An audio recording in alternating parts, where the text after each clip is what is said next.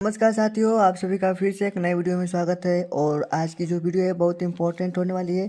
और आज की इस वीडियो में हम बात करेंगे ध्रुव के ताफिया गुण के बारे में। क्लास 11th के जो चैप्टर नंबर 11th है, ध्रुव के ताफिया गुण के बारे में। ठीक है, तो आइए देखते हैं हम लोग ताफ क्या होता है, ताफिया गुण क्या होते हैं, इनके बारे में समझ लेते हैं। तो सबसे पहले हम लोग समझते हैं ध्रुव के तापीय गुण हो। ठीक है, तो ध्रुव में जो ध्रुव क्या होता है आप जानते हैं कि लिक्विड जो द्रव होता है लिक्विड को कहते हैं। तो तापीय मतलब जो द्रव में जो ताप होता है, जो द्रव में क्या होता है ताप के गुण होते हैं, उनके बारे में समझते हैं।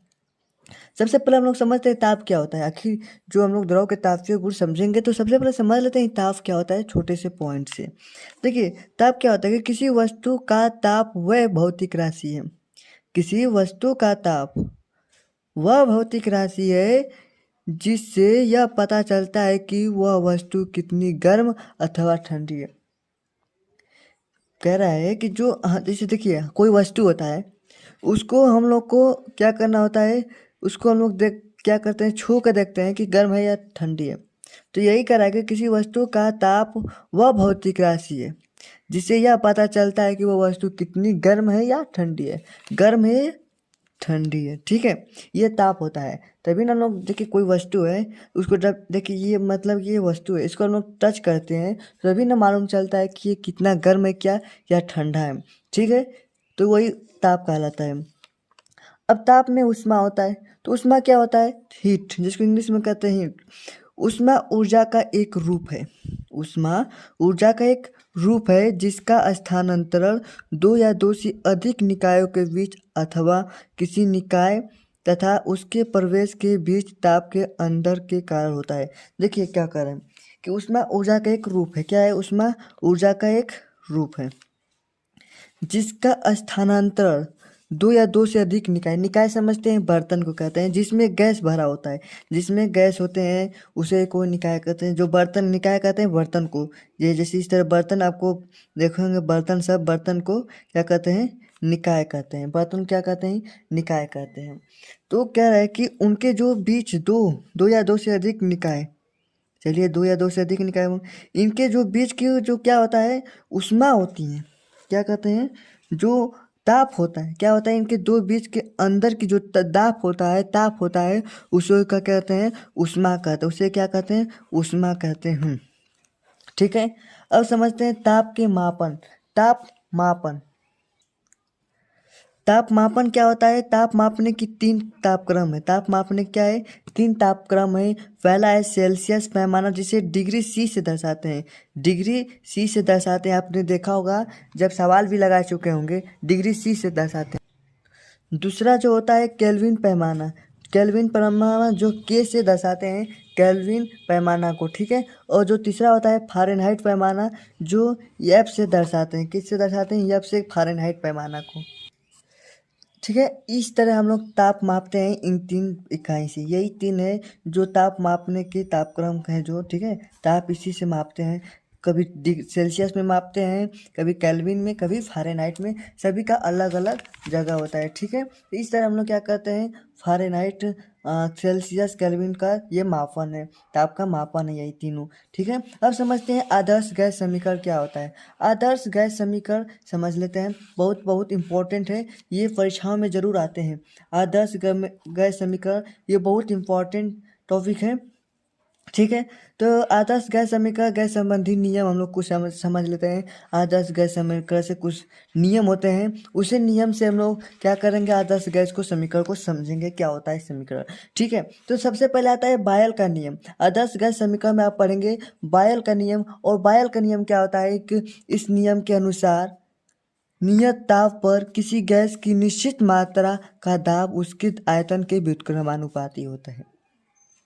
इसको देखिए बहुत इंपॉर्टेंट है। क्या कर रहा है कि इस नियम के अनुसार नियत ताप पर, क्या कर रहा है, नियत ताप पर किसी गैस की निश्चित मात्रा का दाब उसके आयतन के व्युत्क्रमानुपाती होता है।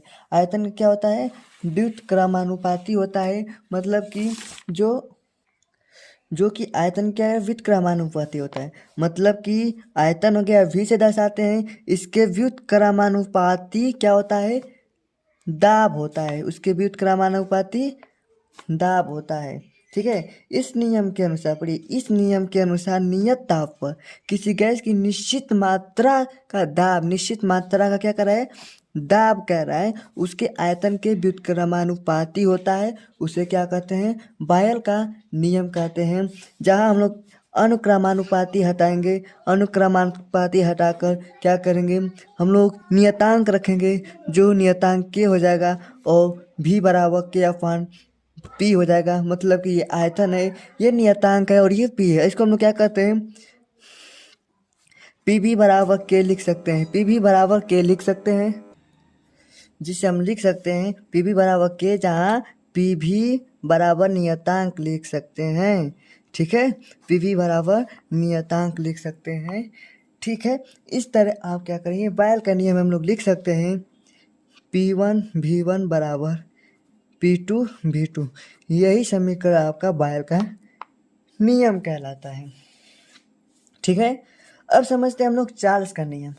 गैस समीकरण में समझते हैं इस चार्ल्स का नियम, और चार्ल्स और बायल का नियम से ही क्या बनेगा, आदर्श गैस समीकरण। चलिए बायल का चार्ल्स का नियम भी समझ लेते हैं।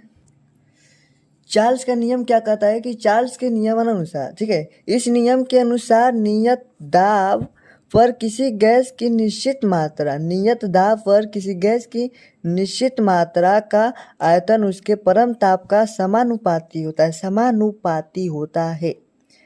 इस नियम के अनुसार, ठीक है, नियत दाब कर रहा है, नियत दाब पर किसी गैस की निश्चित मात्रा का आयतन उसके परम ताप के क्या होता है, समानुपाती होता है। मतलब कि जो क्या कर रहा है कि आयतन के समानुपाती, आयतन के समानुपाती क्या होता है, परम ताप के, परम ताप होता है। ठीक है, परम ताप होता है, उसे क्या कहते हैं, चार्ल्स का नियम कहते हैं। और इसी को हम लोग क्या करेंगे, जब अनुक्रमानुपाती हटाएंगे तो क्या लिखेंगे, बराबर करके नियतांक लिखेंगे, जिसका के नियतांक हो सकता है, होता है। ठीक है, के नियतांक होता है।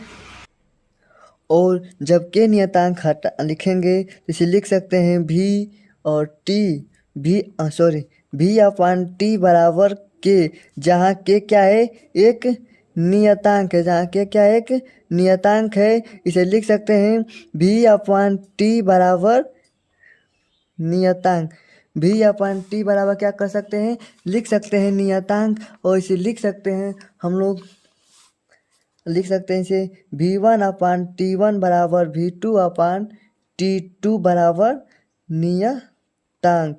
ये आपका क्या हो गया, चार्ल्स का नियम हो गया। ठीक है, ये क्या है आपका, चार्ल्स का नियम।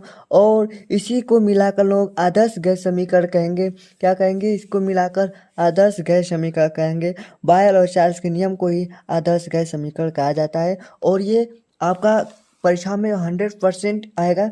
ये बहुत इंपॉर्टेंट टॉपिक होता है। ठीक है, चार्ल्स का नियम और बायल का नियम, जिसे कहते हैं आदर्श गैस समीकरण। ठीक है, तो आपका ये बहुत ज़रूरी है याद करना, समझना। और इसे आप अपने दोस्तों के साथ ज़रूर शेयर कर दीजिएगा, बता दीजिएगा कि ये जो वीडियो है, ठीक है, बस ये क्या है, जो टॉपिक है, जो चार्ल्स का नियम है, बायल का नियम है, ये 100% आने वाला पेपर में होता है। ठीक है, कोई भी 11th का पेपर उसमें ज़रूर आता है। ठीक है, तो आपको ये वीडियो अच्छा लगा तो प्लीज़ एक बार वीडियो को कर दीजिए लाइक, और अपने दोस्तों के साथ शेयर, और जो नया चैनल पर उसको कर दीजिए सब्सक्राइब। ठीक है, फिर मिलते हैं अगले वीडियो में। जय हिंद, जय भारत।